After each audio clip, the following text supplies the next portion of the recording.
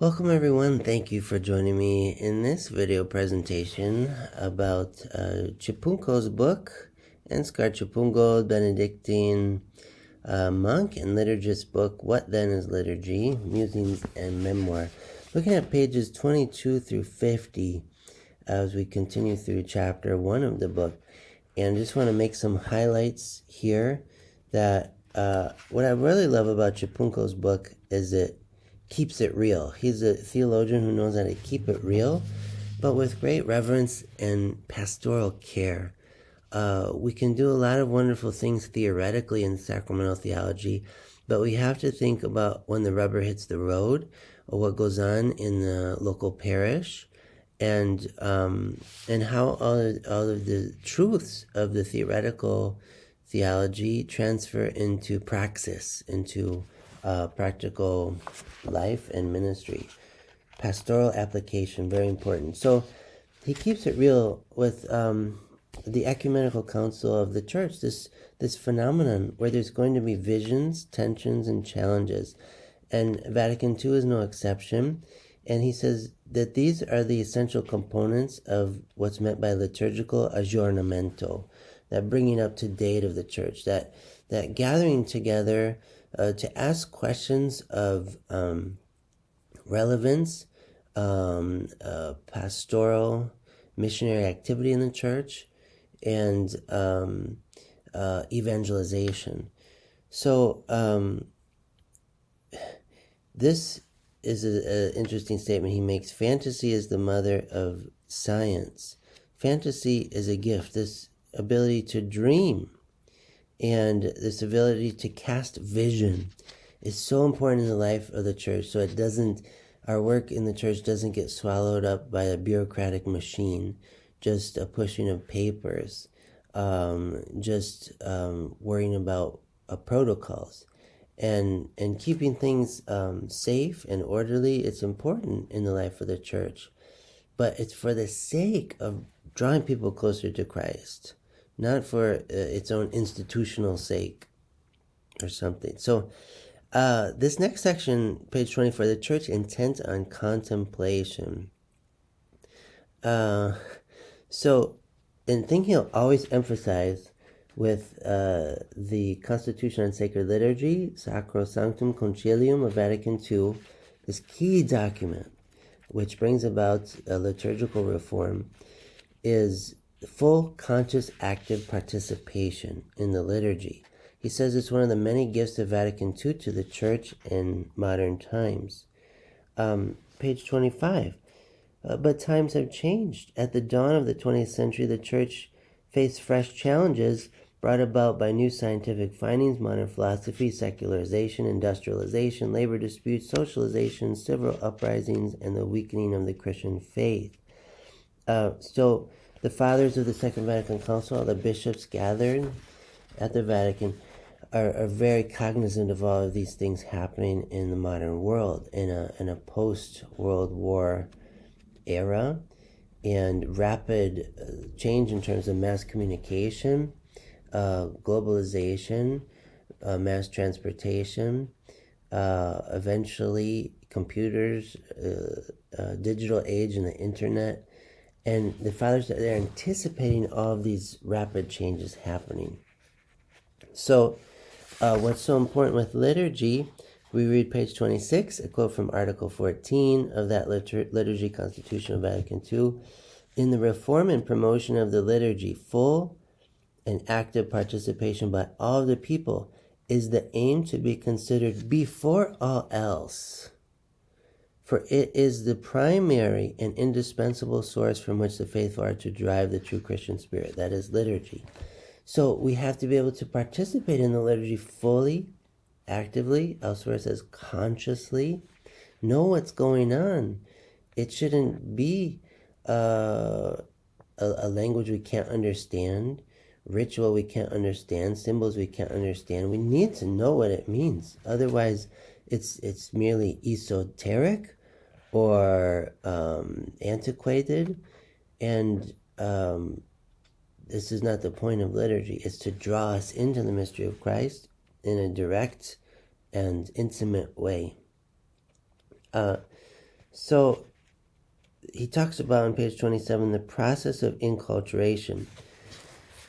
We have to understand about the liturgical reform of Vatican II as also a ressourcement, this French word, a resourcing of going back to the origins of Christianity, the biblical origins and patristic uptake of biblical times. And what we find there in early Roman Rite liturgy is a liturgy that is characterized by brevity, clarity, simplicity, sobriety, gravity, these kinds of things, where less is more. And what happens over the course of time, liturgy, many accoutrements are added, many things, so that sometimes we overdo the symbolism and the prayers and the gestures, all these things. We can multiply them so much in the Catholic world that we end up diluting the meaning of what's going on. And so instead, what's happening in the liturgical reform of Vatican II is a reconsideration of the Tridentine form of liturgy. And this, by the way, is not the first time these kind of reforms have happened in the history of the Church. It's very diverse. I've studied about this. I've read other books by Chupungco about this and others. There's so many liturgical movements within the history of the Church, and they don't all concern the Roman Rite. We have to think globally about liturgy. It's so important. There's not just the ordinary form and extraordinary form of the Roman Rite as we know them today, and these are not meant to be in competition in any way whatsoever. So when we go back to the ancient Roman liturgy, this process of inculturation gave way gradually to useless repetitions, allegorical interpretation of the rites, mystery-laden symbols that were typical of the northern people at that time, and especially through the Franco-Germanic uptake of the Roman Rite and through the Baroque times.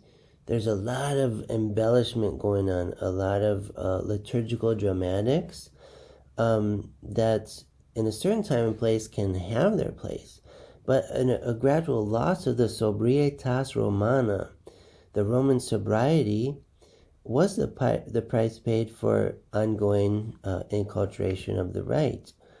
And the Tridentine Mass was a byproduct of the hybrid liturgy of the German popes of the 10th century, for example. He points out here on page 27. So the key here on the top of page 28 is that the simpler the rites and symbols are, the easier they will be understood, and the better the people understand, the more fully they can participate.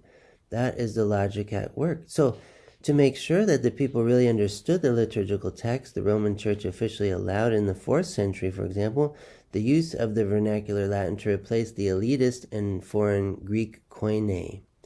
So that's another example of liturgical reform when Latin was first introduced instead of Greek, because demographic shifts, more people were speaking Latin gradually in the Roman Empire instead of Greek, even though the first 200 years of Christianity or so of the popes were Greek-speaking and from the Christian East.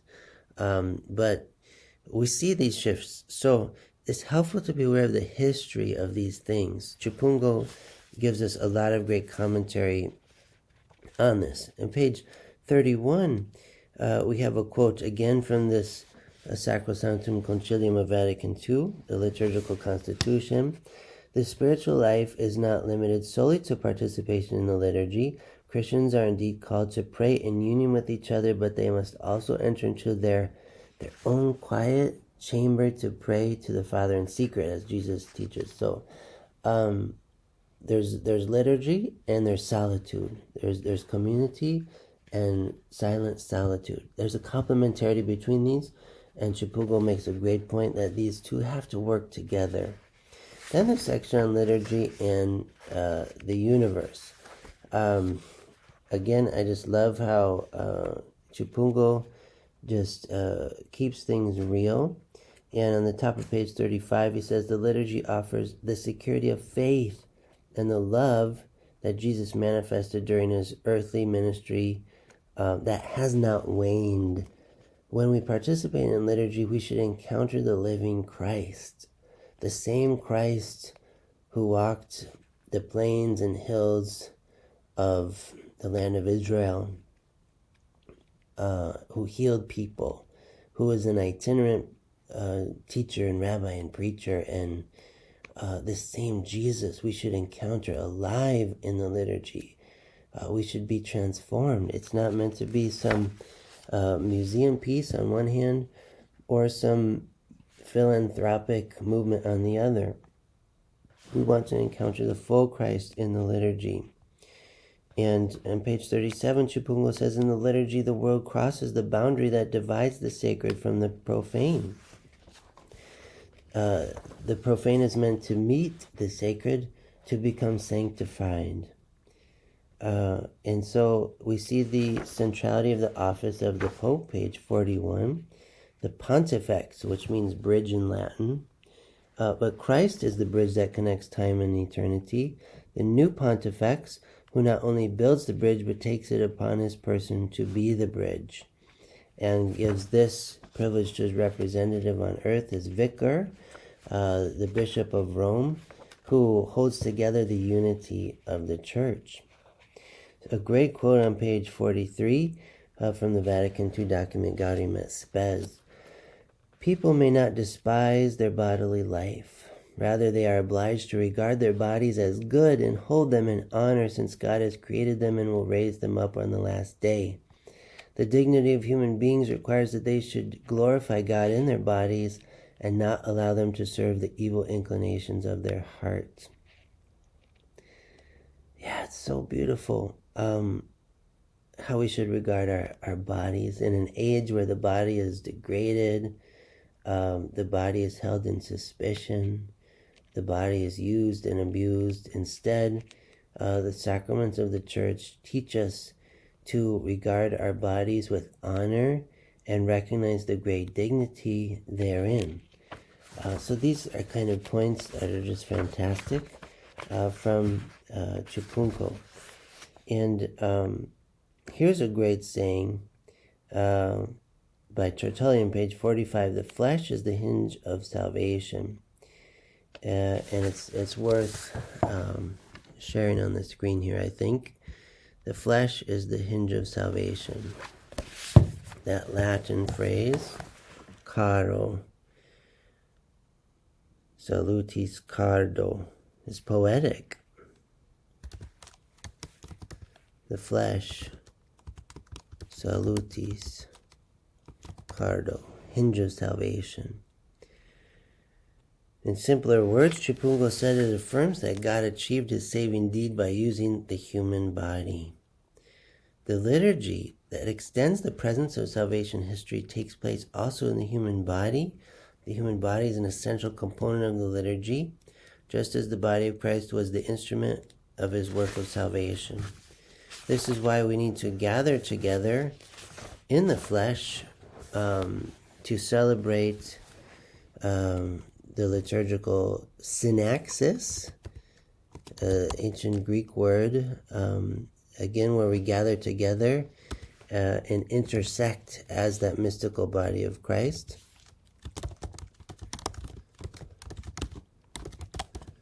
And if someone can't come to the Eucharistic gathering, the Eucharist is brought to them, so they're not left out. And so the Eucharist is the linchpin of this whole movement.